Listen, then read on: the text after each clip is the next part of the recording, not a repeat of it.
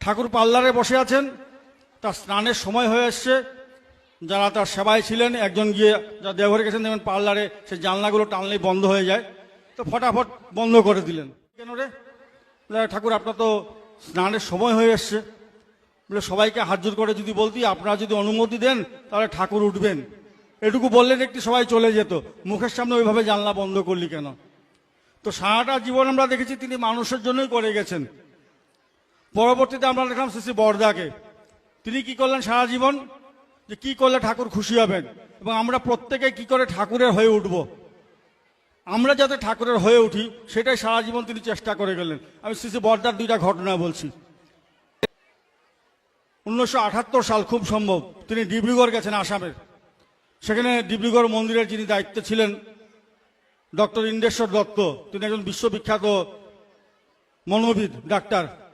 তো হঠাৎ ইন্দ্রেশ্বর তাকে বলে, ইন্দ্রেশ্বর চল তো তোর কোয়ার্টারটা দেখে আসি মেডিকেলের।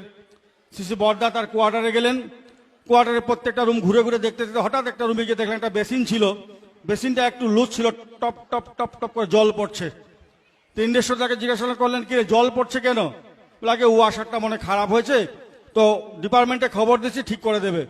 বলে ওটার দাম কত? তো 70, এটা কত 1-2 পয়সা কিছু একটা হবে। তো বরদা বলেন কদিন ধরে এরকম হয়েছে? বলে আগে 3 দিন। তো শুধু বরদাকে বললেন, তুই হচ্ছিস একজন বিশ্ববিখ্যাত মনোবিদ, মানুষের মানসিক রোগের চিকিৎসা করিস, সামান্য ওই 1 পয়সা 2 পয়সার জন্য 3 দিন ধরে অপেক্ষা করছিস যে কখন ডিপার্টমেন্টের লোক আসবে, আর তুই সন্তানরা দেখে শিখছে প্রকৃতির দান কিভাবে নষ্ট করতে হয়। বরদা খুব মনক্ষুণ্ণ হয়ে সাথে সাথে ডিব্রুগড় মন্দিরে ফিরে এসে ওখান থেকে গুয়াহাটি প্রায় 490 কিলোমিটার তিনি গুয়াহাটি চলে আসলেন, কিছু খাননি। গুয়াহাটি মন্দিরে পৌঁছে বললেন, খবর নে তো ওই বেসিনটা ঠিক হলো কিনা। যখন তার কানে খবর আসলো যে ওই বেসিনটা ঠিক হয়েছে, তারপর তিনি কিন্তু খাওয়া দাওয়া করলেন। ভাবতে গেলে কিন্তু সামান্য 1 ফোঁটা জল, কিন্তু তিনি কি বললেন যে এতে তো সন্তানদের চরিত্র নষ্ট হবে। আরেকটা ঘটনা বলছি, গুয়াহাটি মন্দিরে ছিলেন শ্রদ্ধা কামিনীকান্ত ডেকা, তখন তিনি নতুন দীক্ষিত, দেওঘরে প্রথমবার এসছেন এক বন্ধুর সাথে। তো আশ্রমে একদিন থেকে উনি কলকাতা যাবেন, কলকাতা 2 দিনের কাজ করে আবার দেওঘরে ফিরে আসবেন। তো শ্রী বরদাকে নিবেদন করতে বরদা বলেন, এই সুরসী ভবনে থাকবি। কিন্তু কামিনীদার বন্ধু কামিনীদাকে যাজন দিল যে মন্দিরে থাকার দরকার নেই, হোটেলে থাকবো, খাওয়া দাওয়া ভালো হবে। তো বন্ধুর যাজনে তিনি উদ্বুদ্ধ হয়ে এক হোটেলে ছিলেন। কিন্তু হোটেলে থাকাকালীন তার একটি ঘটনা ঘটলো, তার অ্যাটাচিটা চুরি হয়। তো 2 দিন পরে যখন দেওঘর ফিরছেন, বন্ধুর সাথে কথা বলেন যে অ্যাটাচি চুরি হয়েছে, এটা যেন বরদাকে বলা না হয়, কারণ হারিয়ে বললেই কোথায় উঠেছিলাম জিজ্ঞাসা করবেন। তাই ওনারা চুপচাপ থেকে গেলেন। দেওঘর পৌঁছানোর পর বরদা প্রতিদিন একটা নির্দিষ্ট জায়গায় কিছু মাছকে মুড়ি খাওয়াতেন ঠাকুর বাড়ি থেকে ফেরার সময়। তো কামিনীদাকে বলেন, যা তো 5 পয়সার মুড়ি নিয়ে আয়। তিনি দোকানে গেলেন, 5 পয়সা দিলেন, 4 পয়সার মুড়ি আনতে বললেন। তো 5 পয়সা দোকানে দেওয়ার পরে দোকানদার বলছে 1 পয়সা তো খুচরো নাই, আপনি 5 পয়সারই মুড়ি নিয়ে যান। তো কামিনীদা ওই 4 পয়সার জায়গায় 5 পয়সারই মুড়ি নিলেন, এনে শ্রী বরদাকে দেওয়ার পর বরদা সেই মাছগুলোকে মুড়ি খাওয়ালেন। খাওয়ানোর পর বরদা নিজের বাসগৃহের দিকে যখন হাঁটা দিলেন, পিছনে সবাই যাচ্ছে, কিছু দূর ঘুরে কামিনীদাকে বলাই, কয় পয়সার মুড়ি এনেছিস রে? বলে আগে 4 পয়সারে নিয়েছিলাম, কিন্তু 1 পয়সার খুচরোর অভাবে শেষমেশ 5 পয়সারে নিয়ে আসলাম। তোকে আমি কয় পয়সার বলেছিলাম? বলে আগে 4 পয়সার। কিছু বললেন না, আবার হাঁটছেন। কিছু দূর গিয়ে আবার একই প্রশ্ন করলেন। এই করতে করতে বরদা নিজের ঘরে ঢুকার আগে 4-5 বার একই প্রশ্ন কামিনীদাকে করলেন, তোকে কয় পয়সার মুড়ি আনতে বলেছিলাম?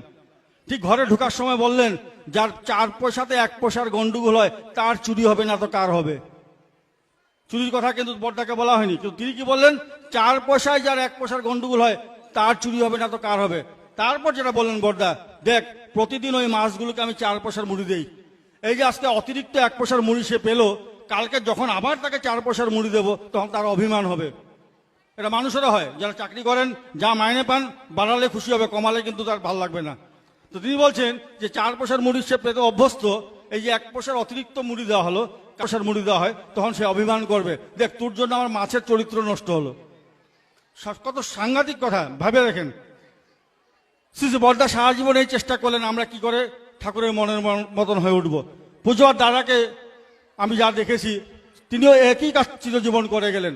নাটমণ্ডপে বসে আছি, একটি বাচ্চা পড়ে গেল মাটিতে, কান্না শুরু করলো, তার কান্না থামে না। তার মা তাকে সান্ত্বনা দেওয়ার জন্য মাটিতে কয়েকটা থাপ্পড় মারতে এই বাচ্চা শান্ত হয়ে গেল। দাদা দেখেই ওই মাটিকে ডাকলেন, এদিকে কি করলি? তো মাটি বললো, এরকম বাচ্চা পড়ে গিয়েছিল, কাঁদছিল, তো আমি মাটিতে মারাতে বাচ্চাটা শান্ত হলো। বলে যা করেছিস করেছিস, এই ভুল আর কোনোদিন করবি না। কি ভুল? তিনি বলছেন ওই যে বাচ্চা মাটিতে পড়লো, তুই মাটিতে, ও শিখলো যে যেখান থেকে আঘাত পাওয়া যায় সেখানে প্রতিশোধ নিতে হয়। ওইটুকু দুধের শিশুকে তুই শিখিয়ে দিলি যে প্রতিশোধ কিভাবে নিতে হয়। সাংঘাতিক কথা। বলেন কখনো এরকম করবি না। আমার সাথে একটা ছোট্ট ঘটনা, তখন অবিনবাবু অত্যন্ত ছোট, তিনি কাঁদছেন, তাকে কোলে নিয়ে ঘুরছি, দাদা নাটপড়ে বসে আছেন। তো বাচ্চাকে সান্ত্বনা দেওয়ার জন্য আমি বললাম, বাবা তুমি চুপ করো, তুমি কান্না বন্ধ করে ঠাকুর বাড়ি ঘুরিয়ে নিয়ে আসবো। সাথে সাথে তার কান্না বন্ধ হলো। অবিনবাবুকে আমি গিয়ে তার মার কাছে দিয়ে আসলাম, দিয়ে এসে আমি নাটপণ্ডে বসতেই দাদা বলাই, অবিনকে তুই কি বললি? আমি নর্মাল বললাম, যে আগে কাঁদছিলাম, বললাম বাবা তুমি কান্না থামাও, তাহলে ঠাকুর বাড়ি ঘুরিয়ে নিয়ে আসবো। তো দাদা বলে, তুই তো নিয়ে গেলি না, তো যা উপর থেকে নিয়ে আয়। আবার হসপিটালের উপরে গিয়ে অভিনবকে নিয়ে পুরো ঠাকুর বাড়ি ঘুরিয়ে নিয়ে এসে তার মার কাছে দিয়ে এসে যেই নাটপণ্ডে বসলাম, দাদা বলছেন, শোন, বাচ্চাকে কখনো এমন কথা বলবি না যেটা তুই নিজে করিস না। তুই তো ভাবলি ও ছোট বাচ্চা, ও কিছু বুঝে না, কিন্তু ওর মাথায় সেট হয়ে গেল যে ইনি যা বলেন তা কিন্তু ইনি করছেন না। ভবিষ্যতে মুখ্যম সময় দেখবি যখন তুই কোনো গুরুত্বপূর্ণ কথা বলবি, সে কিন্তু আর তোকে বিশ্বাস করবে না। আমরা বহু বাবা মা আছি যারা বাচ্চাদেরকে সান্ত্বনা দেওয়ার জন্য চকলেট দেবো, ঘড়ি দেবো, অমুক দেবো, এই বলে সান্ত্বনা দিই, পরে হয়তো করি না। দাদা কি বলেন, ভবিষ্যতে মুখ্যম সময় সে কিন্তু আর কোনো কথা বিশ্বাস করবে না।